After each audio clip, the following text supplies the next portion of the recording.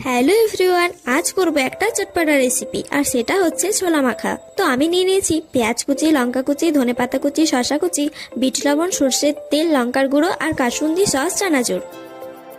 চলো এবার মাখা করা যাক। প্রথমেই দিয়ে দিলাম ভিজিয়ে রাখা ছোলা। দেখো কত সুন্দর ভিজিয়েছে ছোলাগুলো। তারপর ওতে দিয়ে দিলাম পেঁয়াজ কুচি, লঙ্কা কুচি, শসা কুচি আর দিয়ে দিলাম কিছু চানাচুর। তারপর ওপর থেকে ছড়িয়ে দিলাম একটু কাঁচা সর্ষের তেল আর দিয়ে দিলাম কাসুন্দি।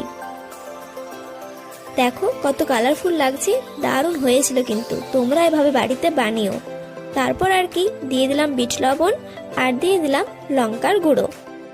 আর হ্যাঁ, আমার চ্যানেলে নতুন হয়ে থাকলে চ্যানেলটি অবশ্যই সাবস্ক্রাইব করে দিও। তারপর দিয়ে দিলাম ধনেপাতা কুচি।